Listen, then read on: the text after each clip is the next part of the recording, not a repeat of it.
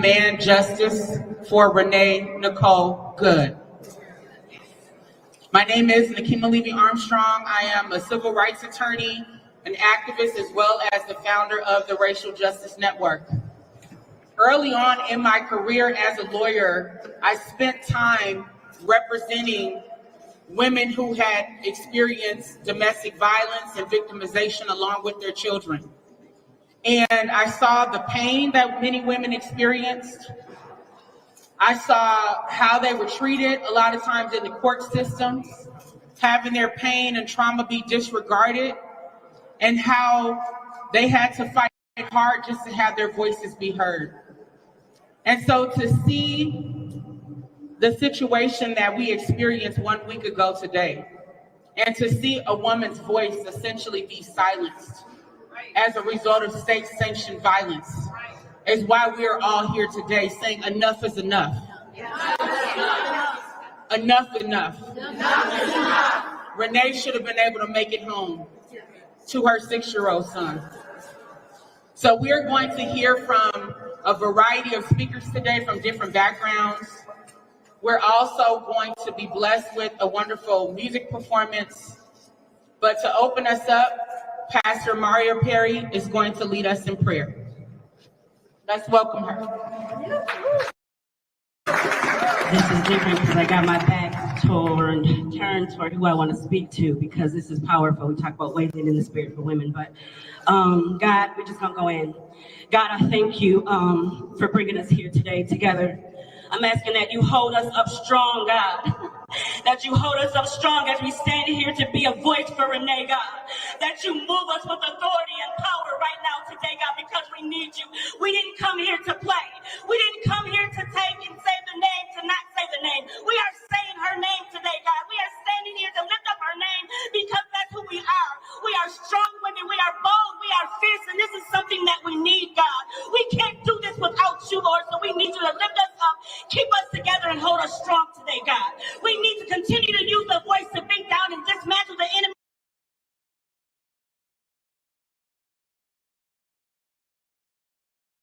And this is not how love shows up.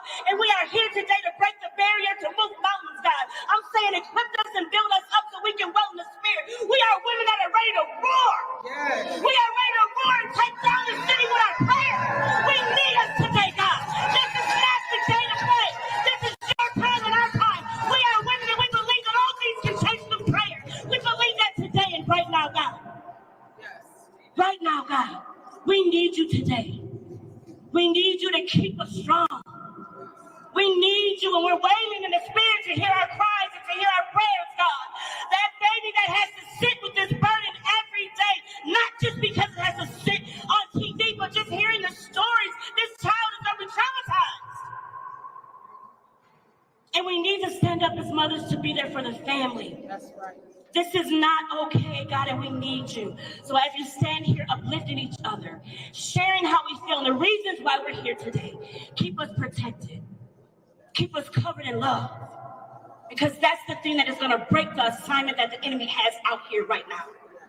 This is not okay. So hold us up. I thank you. Amen. Amen. Amen. Thank you, Maria. That was so powerful. And that's exactly the prayer that we need. The prayer of a roaring mother in the midst of all that we're up against. And you all have seen the lies that have come from the federal government in the aftermath of Renee Good being killed. And thankfully, we have women amongst us who are telling us, don't buy the lies. We have a powerful original song that will be performed by the incredible Thomasina Petrus and Kashimana Ahua called Don't Buy the Lie. Let's welcome them.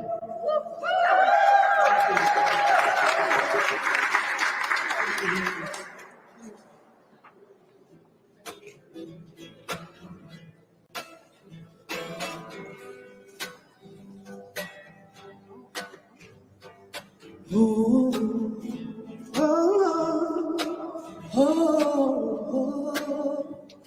Yeah, I got my head in my hands. Oh, you got me thinking. Sometimes I don't understand why you want me drinking. I got my head in my hands. Oh, you got me fussing. 'Cause you done upped up my plans. Now you got me cussing. Why you want me naked? Why you want me bruised? Why you want me frightened? Hopeless and confused. Don't mind that. It's gonna cost you too. 'Cause when they hurt me, yeah, they hurt you. We're all connected. Can't you see? None of us are free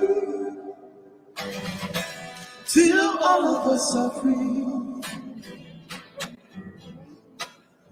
You don't care who I am. You don't wanna know me. You just wanna cause harm. Told the world you'd show me. You ignore what is true. Rather be blind and see me. But the shame is on you. 'Cause you could never own what's always been free. So afraid to face it. So afraid of truth. Mother's nursing hatred. What's this world coming to? Don't buy it alive. It's gonna cost you too. 'Cause when they hurt me, yeah, they hurt you. We're all connected, yeah, yeah. Can't you see? None of us are free, no, no, till all of us are free. I hold my heart in my hands, dreaming of what could be. A world with no violence, no one's going hungry. No, no, no one's in addiction. No one's dying young. Every life is sacred, more sacred than your gun. Don't find the love. It's gonna cost you too. 'Cause when they hurt me, yeah, they hurt you. We're all connected. Oh yeah. Can't you see? None of us are free. No, till all of us are free. Yeah, yeah. None of us are free. Till all of us are free. Everybody say it with us. None of us are free. Till all of us are free. Thank you.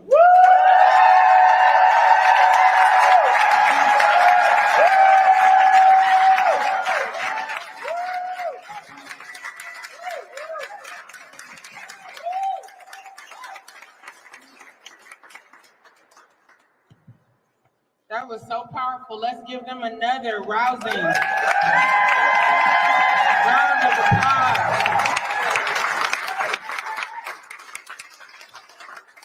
That was incredible. That's what we have to remind ourselves of when we see these media reports, when we see what's happening from the federal government. Don't buy the lies. Don't buy the lies and the manipulation. We stand for truth. So we're here because 1 week ago, Renée Good was killed, and the man who killed her, ICE agent Jonathan Ross, is still free.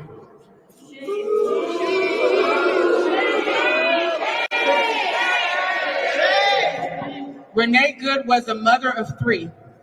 She was a wife, she was a poet, she was a queer woman, she was a beloved Minnesota resident and a United States citizen. She was shot in the face while sitting in her car, unarmed and not accused of any violent crime. After she was shot, no immediate aid was rendered.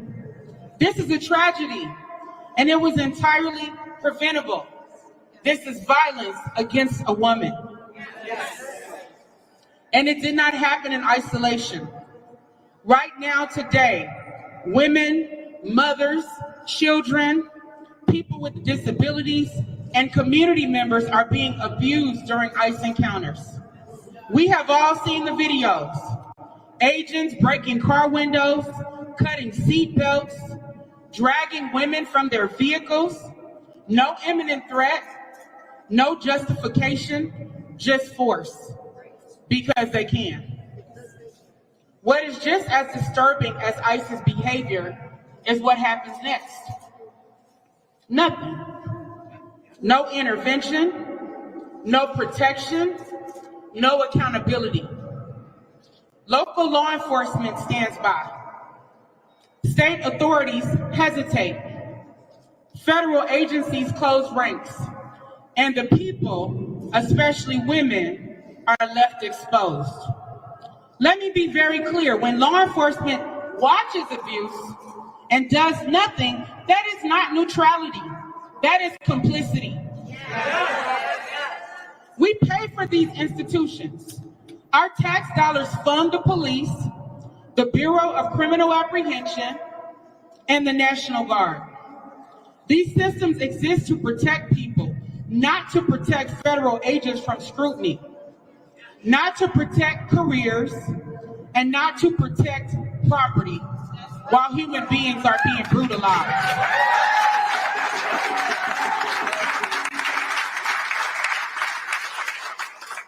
And because Governor Walz and Mayor Jacob Fry have failed to protect us, we are left to fend for ourselves. So we ask the question our communities have been forced to ask again and again. Who keeps us safe? We keep us safe. Who keeps us safe? We keep us safe. Governor Walz has the authority to act. He has activated the National Guard, but to protect buildings. He also has the power to direct the Bureau of Criminal Apprehension to conduct a state-led independent investigation into the killing of Renée Good, using the evidence that already exists. Yet the superintendent of the BCA, Drew Evans, has refused to lead that investigation unless the federal government cooperates. That is unacceptable. When federal prosecutors themselves resign, as we saw yesterday, rather than participate in a politically motivated investigation targeting a widow instead of the agent who killed Renée Good, it should be clear to everyone that federal cooperation is just not coming. Governor Walz, Drew Evans work for the people of Minnesota. If Drew Evans refuses to do his job, if he refuses to investigate the killing of a Minnesota resident based on the evidence already in hand, then he should be fired. Period.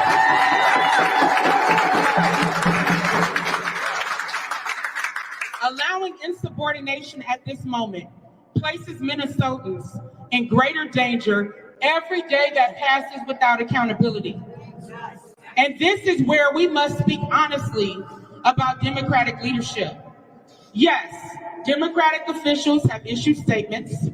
They have criticized the false federal narratives. They have expressed concern. The Attorney General and the County Attorney have announced a joint review. But here's the truth people feel in their bones.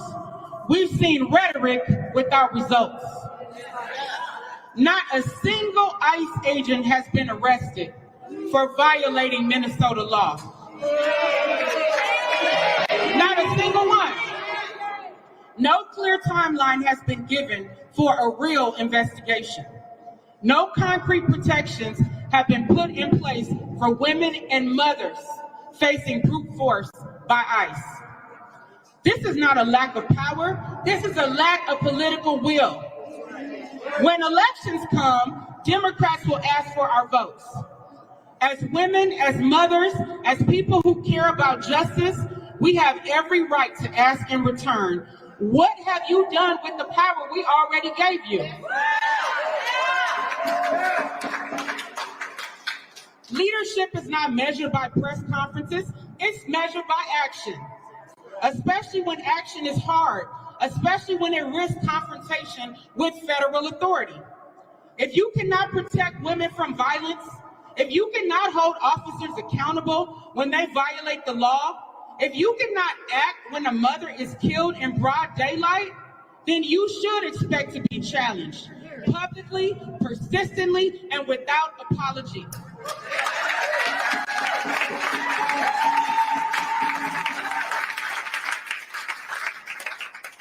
The Trump administration has treated Renée Good's life as disposable, distorting the facts, rushing to grant immunity, and constructing false narratives to justify the unjustifiable.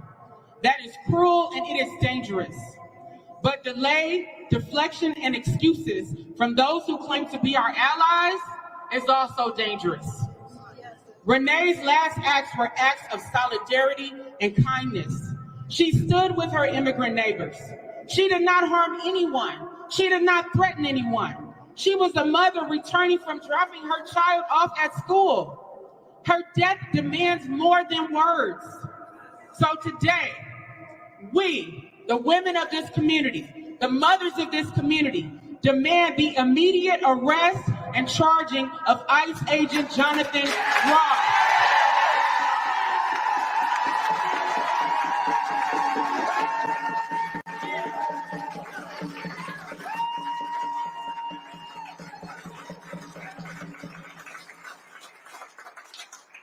We demand a state-led independent investigation without waiting for federal permission.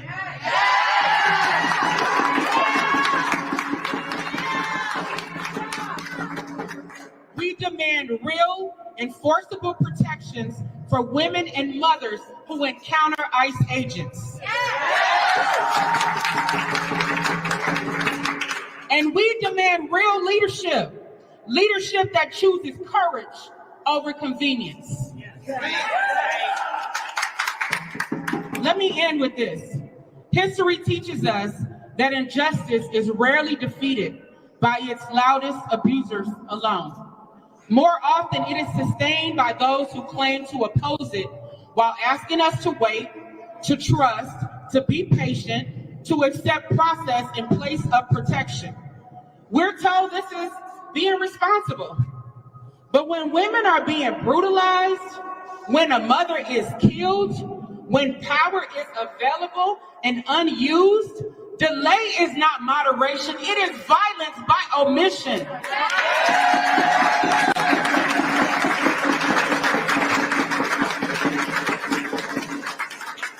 We are not confused, we are not unreasonable, and we are not fooled.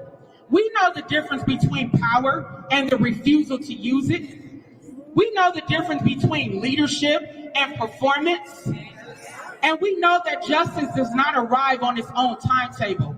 It arrives when people of conscience demand it and refuse to be pacified by words, even if they are curse words.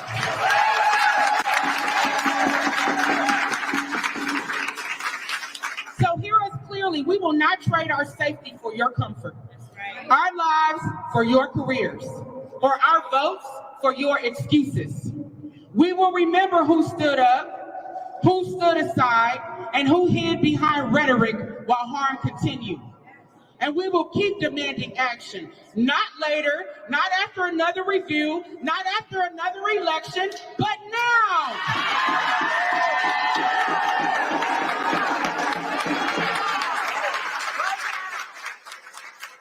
Justice delayed is justice denied, and we are done waiting. That's right. Thank you.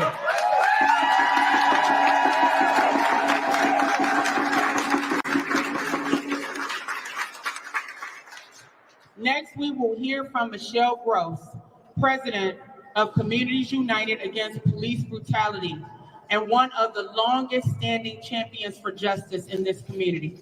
Please welcome Michelle Gross.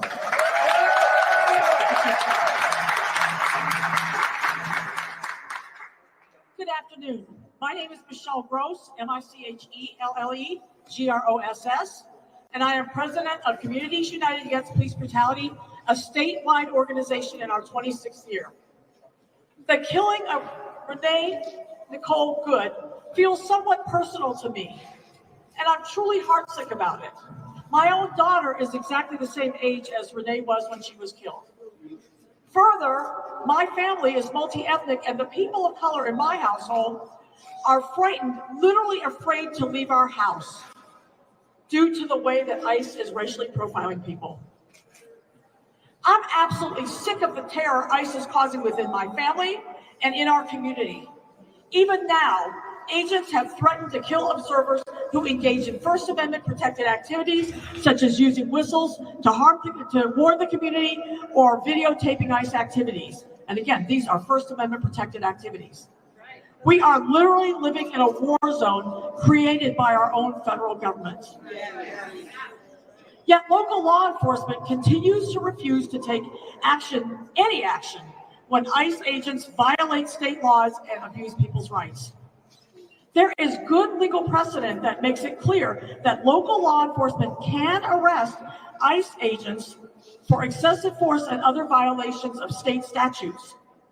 In the case of the Minneapolis Police and the St. Paul Police, their city separation ordinances and their own policies, in fact, require them to intercede and make these arrests. So why aren't they doing so? MPD Chief Brian O'Hara claimed it's because, quote, ICE has more firepower than they have. This sounds very much like the excuse they used when they waited 5 days to arrest John Sawchak, the man who shot Davis Maturi. But that's a bogus excuse, because MPD is not the only local law enforcement agency in the city. We have Hennepin County Sheriff's Office, UMPD, we have Park Police, state troopers, and others. We're in emergency mode right now. We are in an emergency. Local law enforcement needs to coordinate efforts to treat this as the emergency that it is. Finally, it's utterly ridiculous that a man who killed someone on video and in front of many witnesses is still walking around free.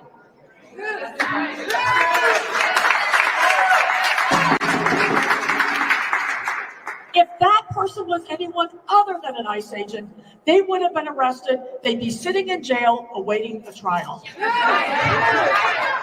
Clearly, John Ross poses a very real danger to our community, and he needs to be apprehended. Further, arresting him now would be a deterrent to the other ICE agents who are running around telling people we're above the law. The community is doing our part. We're out here whistling and following ICE and delivering food to our neighbors and doing all the things we need to do to take care of our neighbors. But we can only do so much. We pay taxes for law enforcement to protect the community, and we demand they get to it now.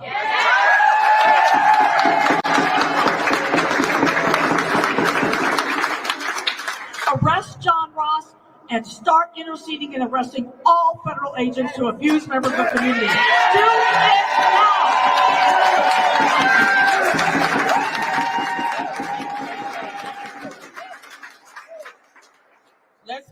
on something Michelle said. Arrest Jonathan Ross. Arrest Jonathan Ross. Arrest Jonathan Ross. Arrest Jonathan Ross. Arrest Jonathan Ross. Arrest Jonathan Ross. Arrest Jonathan Ross. Arrest Jonathan Ross. Arrest Jonathan Ross. Probable cause. The videos Come on back up. Come on, girl. Come on. to arrest somebody, the legal standard is probable cause. Those videos and those witness statements are well beyond the usual probable cause they need for any crime. And the fact that they refused to arrest him, I spoke to law enforcement last night about this issue, and they said, well, you know, it's law enforcement, so we have to be a little extra careful. That is bull. You have probable cause. That man should be sitting in jail right now. We demand they arrest him immediately.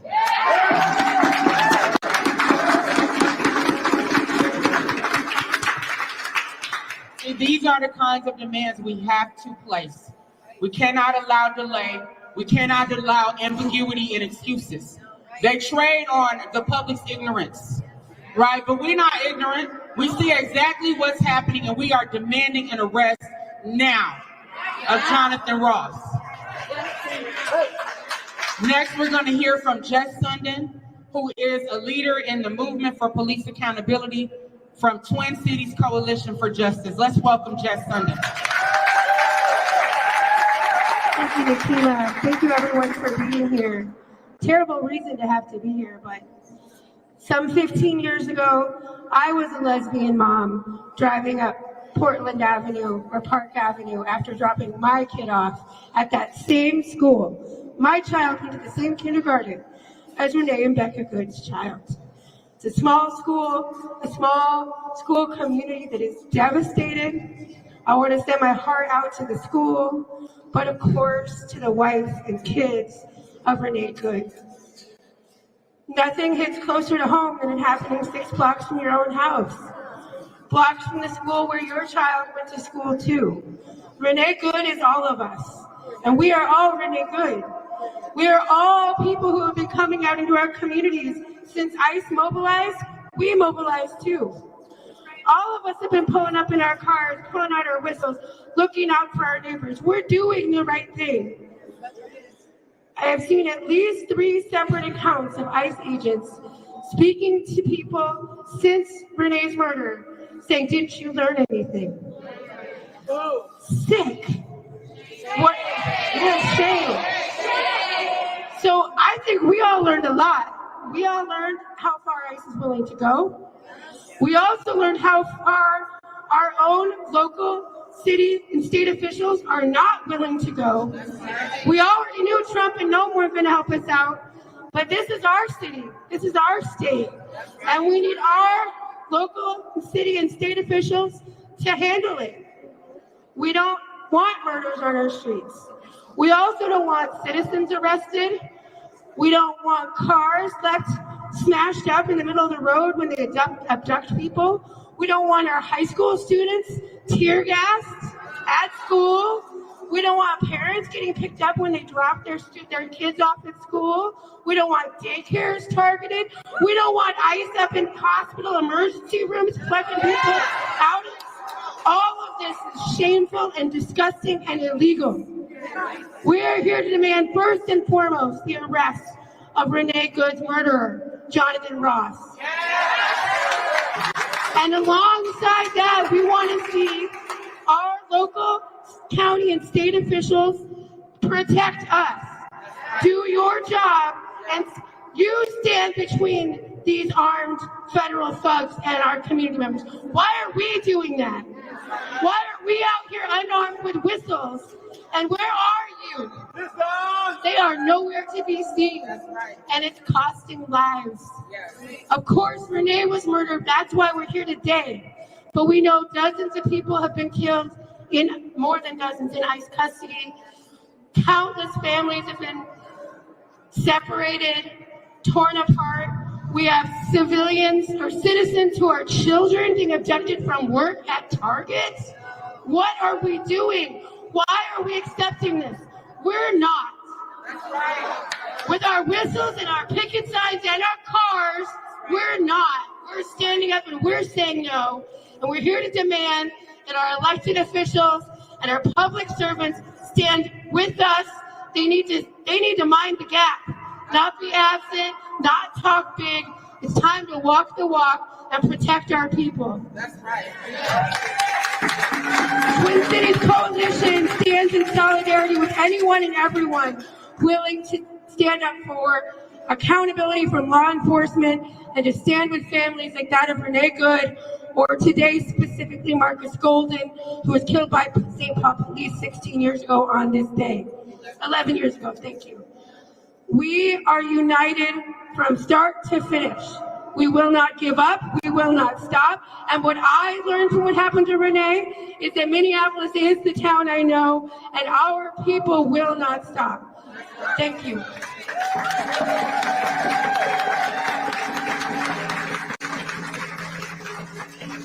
What was Jess's rallying cry to our local elected officials? Do your job. Do your job. Do your job. Do your job. Do your job. Do your job. Do your job. Do your job. Next, we will hear from Betty Folliard, president of ERA Minnesota.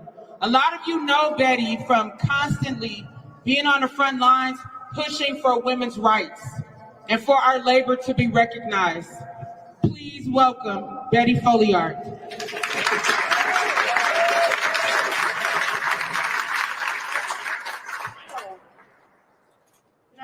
Good afternoon, everybody. I'm Betty Folliard, founder of ERA Minnesota. I'm a mother, an auntie, a sister. I'm a grandma. And this coalition that we founded 15 years ago now is of thousands of Minnesotans all across the state working to embed an equal rights amendment into our state and federal constitutions. I want to thank Nakima and the Racial Justice Network for inviting me today to speak. So I'm going to make my delivery to certain segments here. The first are to the press. I'm not mad at you, just deeply disappointed that you don't dig deeper to uncover sexism and racism and misogyny and to call it out wherever it rears its ugly head, because women's lives are at stake, literally at stake. We are not satisfied. So to the press, I'm not mad at you, just deeply disappointed that when the ICE shooter clearly demonstrated his disdain, devaluation, and diminishment of an innocent, peaceful protester, Renée Good, that we heard crickets from you about the misogynistic nature of his crime. Renee was a mother, daughter, wife, and peace-loving poet, and simply standing up for her immigrant neighbors. And she deserves the full weight of the law in the prosecution of the ICE officer, Jonathan E. Ross. Ross shot Renee in the head, point blank, 3 times as she attempted to pull away, and then he spat out a sexist, misogynist trope and sauntered away from his diabolical deed.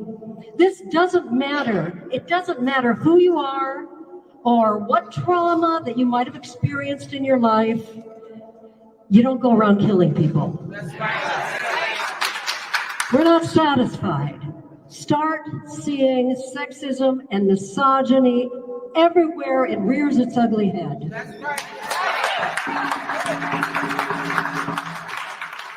To Minnesota Attorney General Daniel Rosen, I'm not mad at you, just deeply disappointed that you continue to carry the water for a lawless, unjust administration.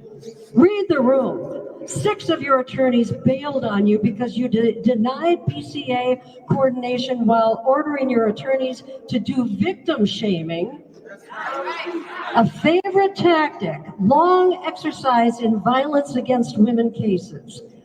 We're not satisfied. It's time you resign from your position and take up some other field. No. Anything else. Back to the media. I'm not mad at you. Just disappointed that when Speaker Emeritus Melissa Hortman and her husband were brutally assassinated in their home, and Senator John Hoffman and his wife Yvette were shot repeatedly in theirs, there was no mention in the news of the misogynistic nature of the assassins list that targeted dozens of victims. Let me just drill down in this. This list was immediately shared by a reporter right after the assassin's capture. If you would dig a little deeper, you would find that 3/4 of the homes that the assassin visited that night were of women leaders, and that 2/3 of the targeted names on the list were women leaders, although women only comprise about 1/3 of leaders in Minnesota. So we're not satisfied. Do the math. 2/3. Yet we're only 1/3 of representation. Do the math. Call out sexism and misogyny wherever it rears its ugly head. One more person I just want to speak to, and that's Speaker Demuth. I hope you hear this. I am not mad at you. I'm just deeply disappointed that as arguably the highest GOP member in the state government, you march in lockstep with sexist, misogynist federal regime perpetrating unchecked violence on the people of Minnesota. That's right. While running to become the CEO of this great state, you are a mother, a daughter, a grandma, and it behooves you to dig deeper, to draw upon your own lived experience of racism and sexism, even from members of your own GOP caucus that have called you Kamala Demuth, a sexist, misogynist, racist trope. Dig deeper. We are not satisfied. Start seeing sexism and call it out wherever you encounter it. I invite you to join us in the equal rights fight in the state. Finally, we stand with the Racial Justice Network in calling for the immediate arrest and charging of ICE agent Jonathan Ross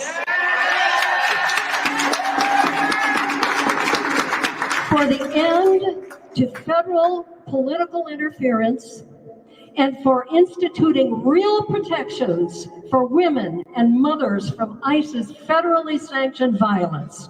I want to say I applaud Attorney General Keith Ellison and Hennepin County Attorney Mary Moriarty for initiating a local and state accountability for Ross's actions. And I hearken back these words from the Reverend Dr. Martin Luther King Jr., who quoted the book of Amos when he said, "No, we are not satisfied. And we will not be satisfied until justice rolls down like waters and righteousness is like a mighty stream." Thank you.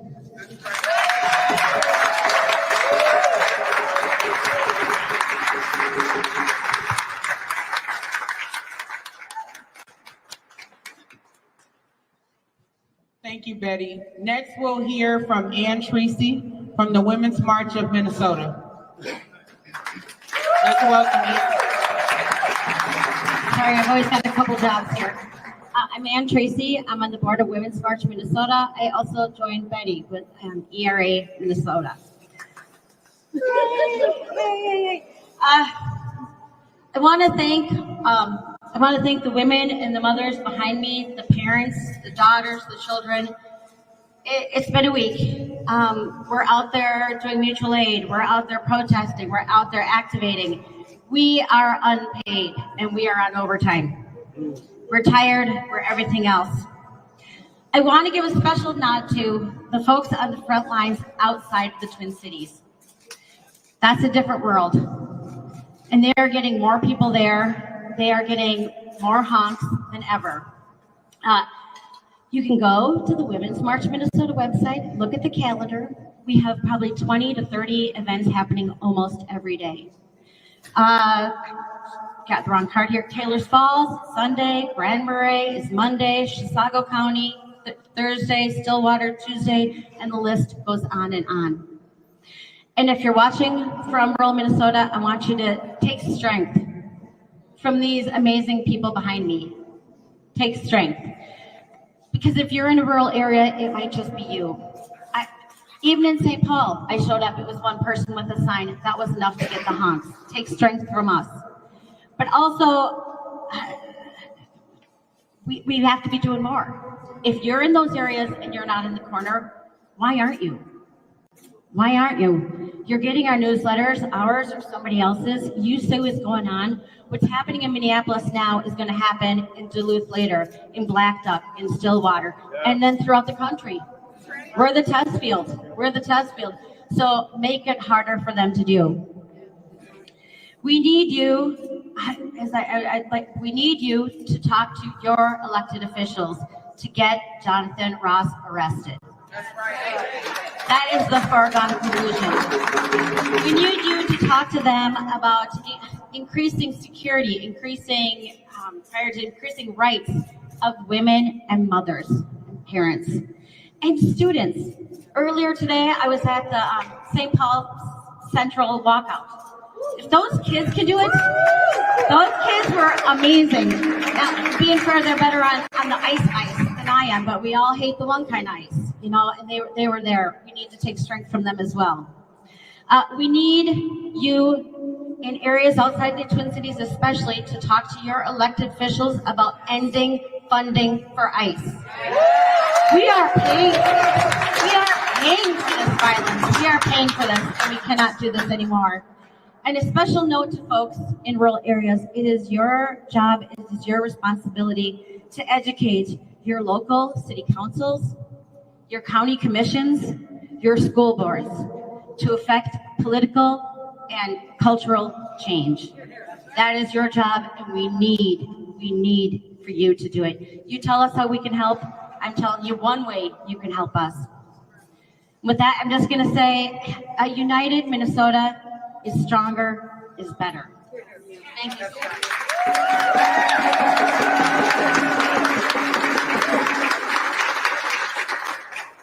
Next, we're going to hear from Chelsea Miller, who was a witness to the aftermath of the killing of Renée Good. That's how we connected on social media. She was so outraged by what she witnessed, particularly from the Minneapolis Police Department. So again, they're talking tough talk on TV, and then behind the scenes, how are you aiding ICE or participating in what's going on? Enough is enough. Enough is enough. Enough is enough. Let's welcome Chelsea Miller.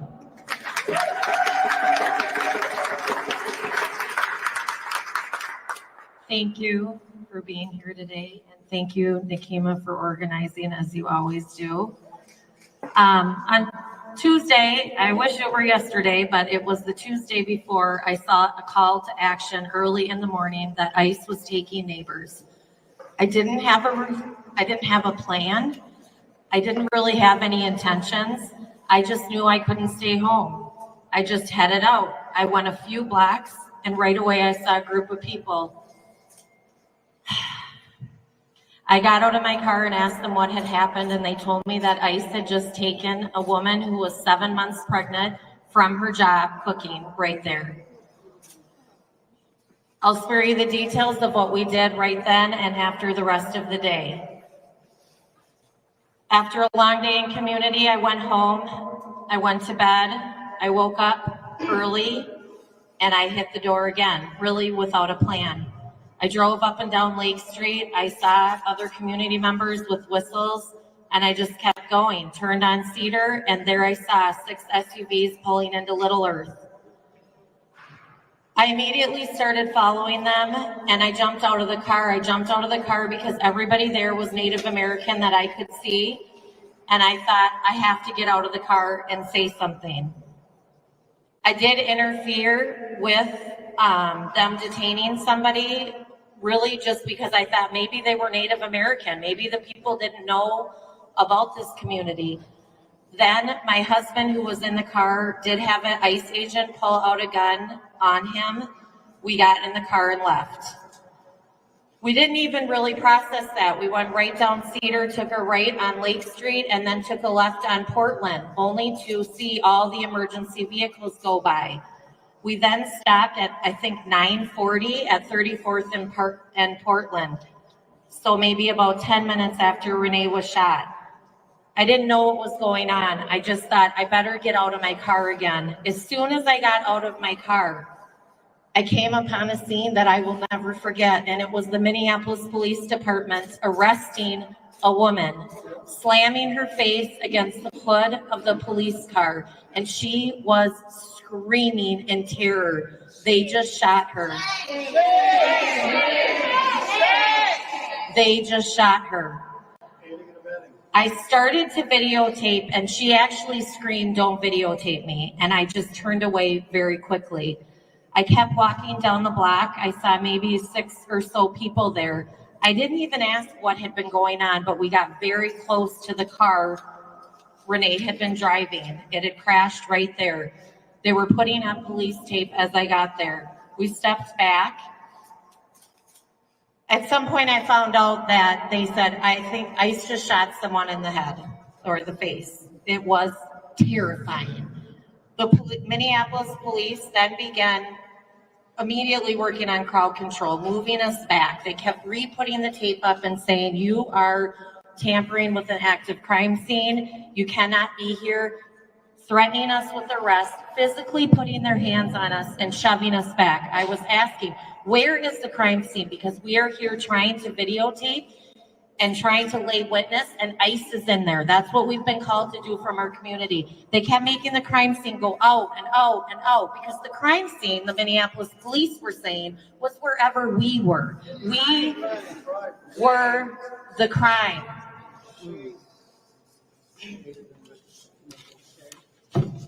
I'm asking our mayor and our police chief and our police department to opt in. Opt in to protecting community from those who are being terrorized and murdered, unarmed civilians, regardless of who is doing that terrorizing. I am opting in. I am able to. I have that choice, and I'm asking other white people to opt in.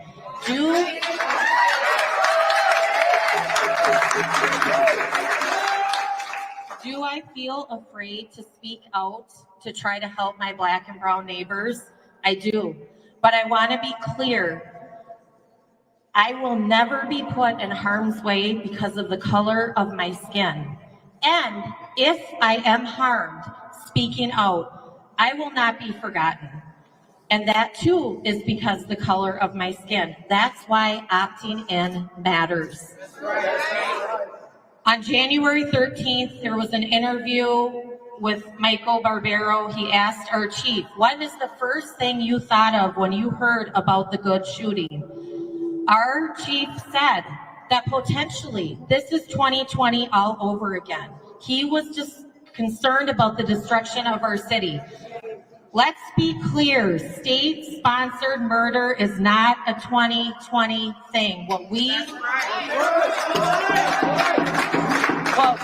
are seeing here is state-sponsored slave catching, and it is old as this country is. Our police department cannot continue to put property over people. That's right. This country was founded on the murder of indigenous people, and for centuries, the mechanisms of police and federal enforcement in the United States have been shaped by racialized control and gendered bodies. This was not an accident. It was explicit. What we are seeing again is state-sanctioned slave patrol. I am here to talk about violence against women, about the terrible murder of Renée Good, but I would be remiss if I did not name the systems that brought us here.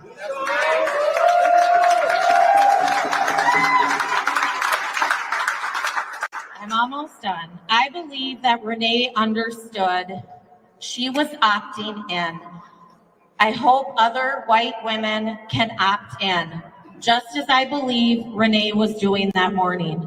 Opt in to demanding justice for Renee and for all the other women of color who do encounter violence and murder much more than we do, and we may never hear their names.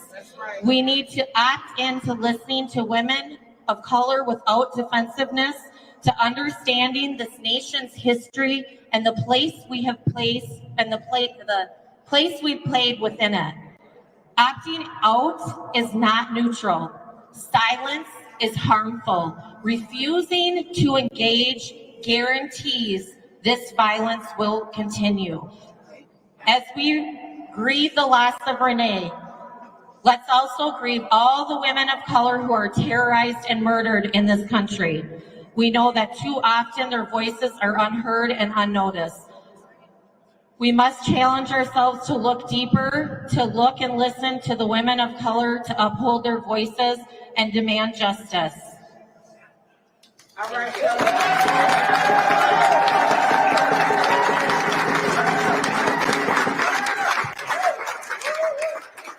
That was powerful. Chelsea was so outraged after what she witnessed, especially by MPD, treating the protesters as if they were criminals, instead of trying to protect the protesters from those thugs called ICE. And like she said, they're like modern day slave patrols. If you look at Jonathan Ross's background, which has finally been put out in the media, and we made that demand, by the way, it was Black organizers and activists that demanded the release of the name of the officer who killed Renée Good. When we put out that demand, the Star Tribune responded by disclosing his name. Once his name was disclosed, that's how we found out that he actually lives in the state of Minnesota. And then we found out the fact that, some of these ICE agents are untrained, right? Some of them are bounty hunters. Some of them are random deputized white men. But if you look at the background of Jonathan Ross, he was actually very well trained. He had a history of being an Iraq War veteran. He also was a part of a joint task force with the FBI. He also was a border patrolman in Texas. And he was a firearms instructor and a person who operated machine guns. Think about that. These are the kind of killers that they have sent into our community. Shame! So that's why we're saying to Governor Walz and to Mayor Jacob Fry to do your job and protect residents of the city of Minneapolis and the state of Minnesota. What is the point of having so-called trained and armed police officers if when you have invaders coming into your community, wreaking harm, that you won't arrest them? Why do you have a job if you won't do your damn job? We pay your salary, not ICE, not the federal government. We know that there's this blue code of silence, and we know that they protect each other, but we pay their salaries, and we demand that they do their jobs. Do your job. Do your job. Do your job. Do your job. Do your job. Do your job. Absolutely. Next, we will hear from Titilayo Bidiako, a longtime leader in our community, an educator, executive director of We Win Institute, and the co-chair of our Education Justice Committee with the Racial Justice Network. Let's welcome Titilayo.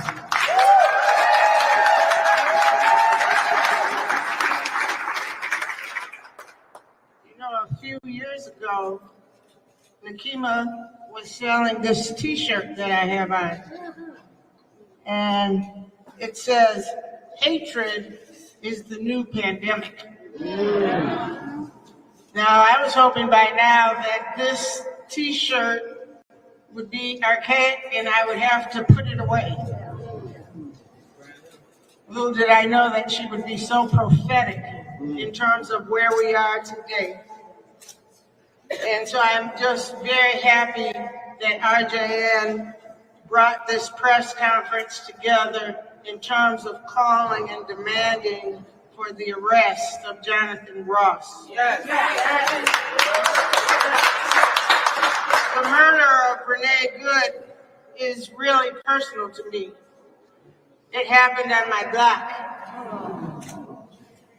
And I want you to know that our neighborhood was, before all of this madness had happened, we actually were neighbors to each other.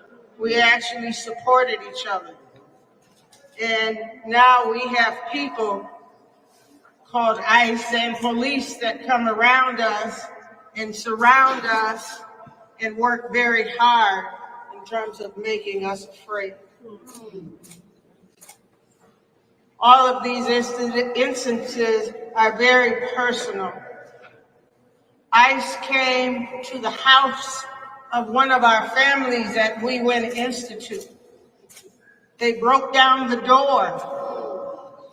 The family asked if they had a warrant.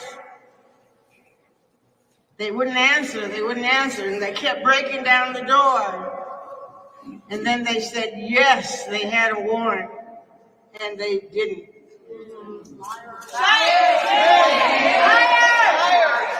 They kidnapped their father. And I do say kidnapped. This happened on Sunday. The family still does not know where their daddy is. Shameful. We have to do something. It's not accidental that Nekima asked the women to come out and stand up. When we want things to get done, who does it? The women. Are we scared sometimes? Yeah. No. Yeah, I am. And that's true. Nekima's not. I almost say that sometimes I am, but I'm still showing up. That's right. We have to show up. We don't have a choice. We have to show up. I mean, I was thinking as you were talking that we're in 2026 and we're still asking for rights for women. That's right. Why do we even have to ask for it? Yes, we do demand it.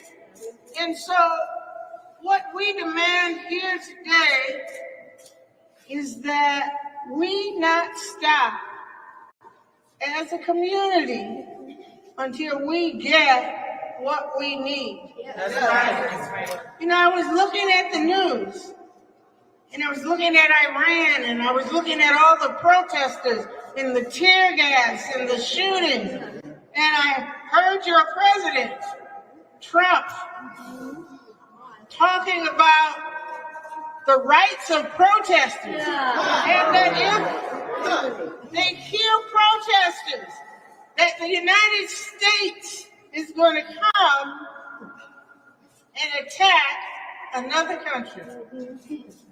Now, we have a president that's going to stand for the citizens of another country, but won't stand for the citizens of our country?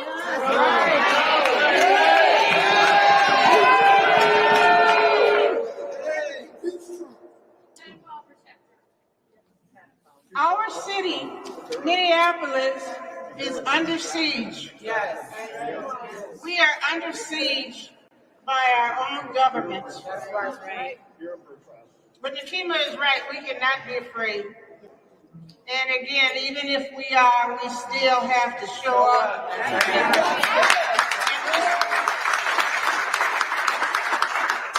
And we still have to have a voice. That's right. I am calling on every citizen of Minnesota to stand up, take back our state, and call for the immediate arrest of Jonathan Ross. Enough is enough.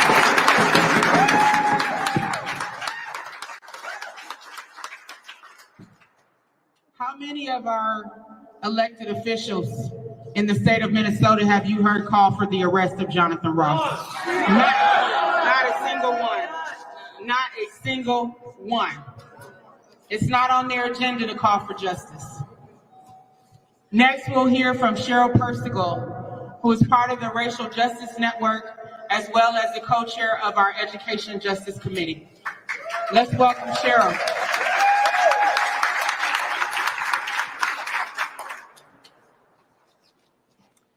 Good afternoon. I'm here today as a member of the Racial Justice Network and also as a straight, white, Christian woman, as a mom, a daughter, a sister, a neighbor, and as a 45-year resident of Minneapolis to call for the immediate arrest of Jonathan Ross. And to call for full accountability in all law enforcement. And to call for protection for women. I first want to say that I firmly believe that this hateful, violent terror campaign we're living through that has been unleashed by the President of the United States on thousands of Black, Brown, and Indigenous people who call Minnesota home is blatantly racist and classist. I believe that first and foremost, what's happening here has nothing to do with safety and security, and it's about racism and white supremacy. That's what it's about. And now, I also want to talk about sexism. All right? Can we talk about it? Yes. All right.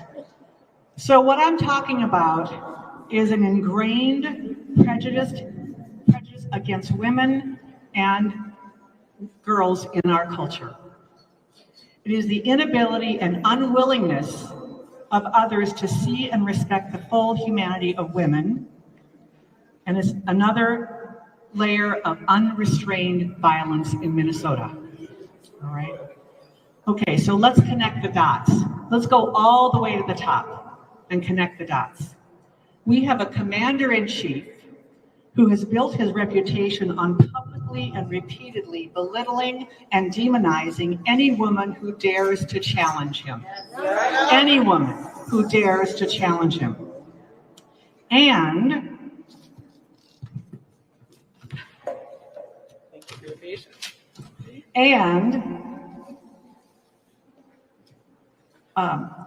he has a practice of allowing only a very select, small circle of women into his circle if they bow to his imaginary throne and if they submit themselves to physically distorting plastic surgeries that confirm what pleases him.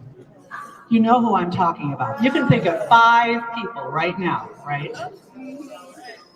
So, can we really be surprised when this wannabe emperor directs his DHS head, one of these physically contorting women, and submissive to his political will, to unleash thousands of men on our state, and yes, ICE is 85% men, with a mandate to sow chaos and exert power and control over anyone who gets in their way. And that power over, that sense of entitlement, that aggression is part of what hijacks the split second between an unarmed woman saying, "I'm not mad at you, I'm leaving," and 3 bullets to the face.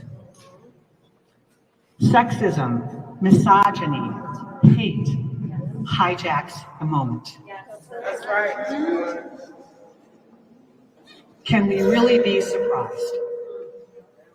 And this is the same hate that has hijacked and terrorized our Black, Brown, and Indigenous neighbors for centuries.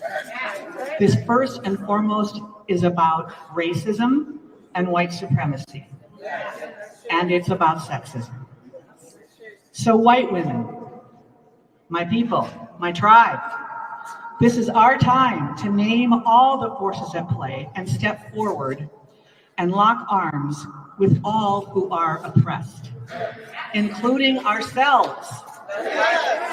Please join me in standing up, speaking up, and showing up for Renee Good, for Becca Good, and for all the women in Minnesota. Thank you.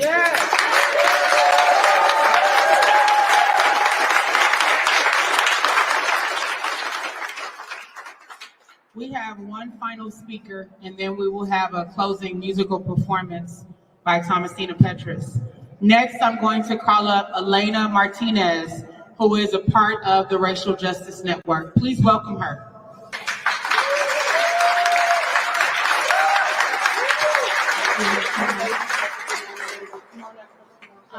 Thank you, Nekima. I've been around long enough to know that when Nekima asks you to stand up, you figure it out. I just want to, again, shout out the kids in St. Paul that did the walkout today. Some of us were out there with them, helping to keep them safe. I am so inspired by their bravery, the way that they came together, several different schools coming together, holding space and sharing the mic. It was definitely energizing. I'm going to keep this brief because everyone has said such powerful things, but something that's been on my mind and my heart is, you know, like many of you, I'm enjoying watching all the funny videos of ice on ice crime, where they're slipping around and falling and just making absolute fools of themselves. And I think that there is something to be said for heckling them, and they're clowns, right? We know that.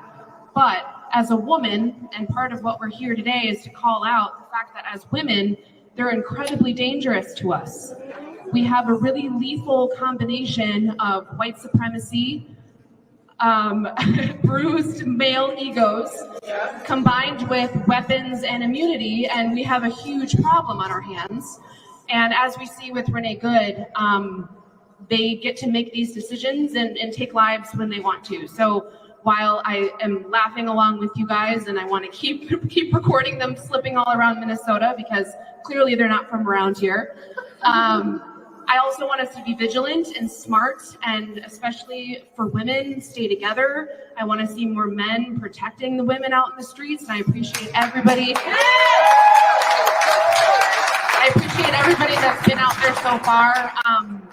It's a marathon, and if we learn nothing from 2020, this is not just today, it's not just next week, it's not next month, it is a lifelong fight that we have to be prepared for. So what I will, a call out to everyone is to find a way to get involved, but get involved sustainably. There's a lot of organizations here today, follow them, stay in tuned. If you did not know a week ago who to call, it's because you got a little too far away from the movement and you got to get back involved. So I will leave you with that.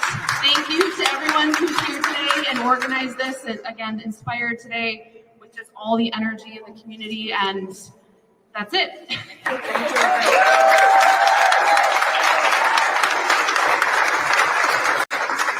So for those who are here and those who are watching at home, Governor Walz's phone line should be flooded tomorrow, as well as his emails calling upon him to instruct Drew Evans to investigate the killing of Renee Good.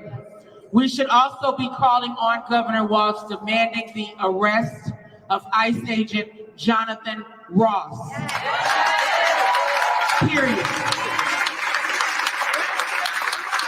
He should be more worried about us than Donald Trump and Kristi Young.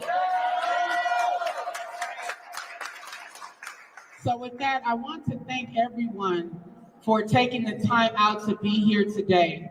You all have brought so much powerful energy. I know that Renee Good is smiling down upon us. I know we're sending love and positive energy to her family at such a devastating time.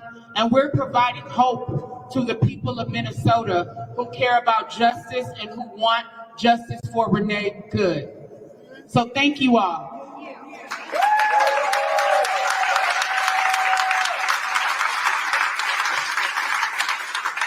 So in closing, Thomasina Petrus is going to perform an original song called Your People Are My People.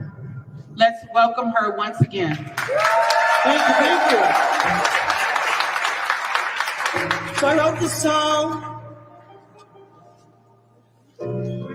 about solidarity and community. And right now it feels like we're living in a state of madness. But we are not mad. We are angry. And we are activated.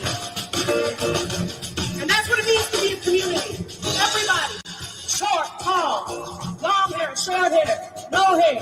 Who cares? All we know is we need to be together, stick together, come together, and do what needs to be done. Your people are my people, and your people are my people, and my people are your people, and together with all us people, we can do anything.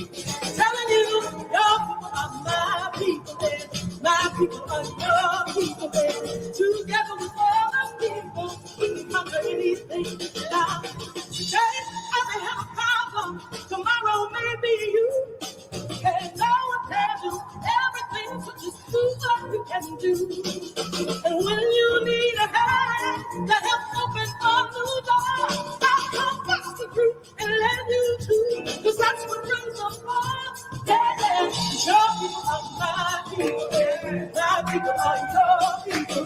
Together with all us people, we can solve anything. Telling you, your people are my people, my people are your people. Together with all us people, we can conquer anything. Now, today, I may have a problem. I may need your help today. Don't be worried, cause I got the back, they got the way. Don't be when you need a hand to open up new door. I'll come busting through with 1, 2. Oh, we got so many more. Your people are my people, my people are your people. Together with all us people, we can solve anything. Telling you, your people are my people, my people are shut up doors. All together with all us people, we can solve anything. Oh, we can love anything. I know we can fix anything. Oh yeah, we can do anything. Oh yeah. Now I'm singing it, and I feel it. But do you feel it? Do you really feel like we can solve, do, conquer, push through anything? Because we can't do what we need to do if we don't believe that. Can I hear you say yeah? Yeah!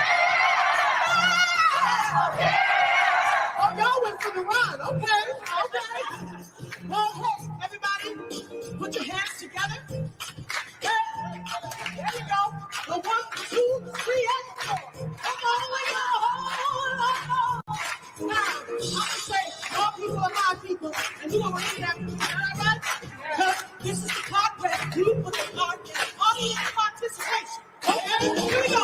Your people are my people. Say, your people are my people. Oh, your people are my people. Say, your people are my people. Say, my people are your people. My people are your people. My people are your people.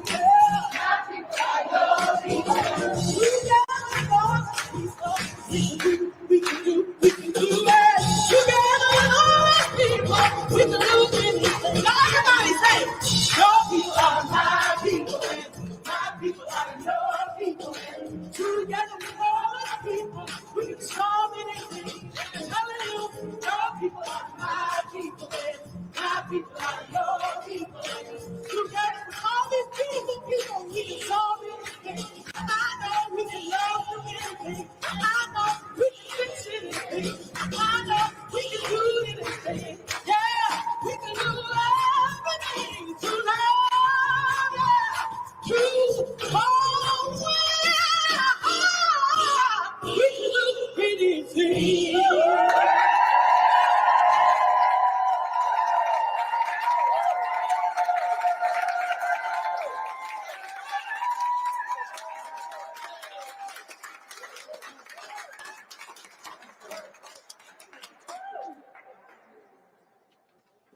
Thank you, Thomasina, for lifting our spirits and sending us out on a note of joy. The last thing we'll do is the Asada Shakur chant. That's what we do on the front lines. I know for some of you it's your first time, but now you're soldiers in the fight for justice. So repeat after me. We have a duty to fight for our freedom. We have a duty to win. We must love and support one another. We have nothing to lose but our chains. We have a duty to fight for our freedom. We have a duty to win. We must love and support one another. We have nothing to lose but our chains. Last time, fists in the air. Think about justice for Renee Good. This last time.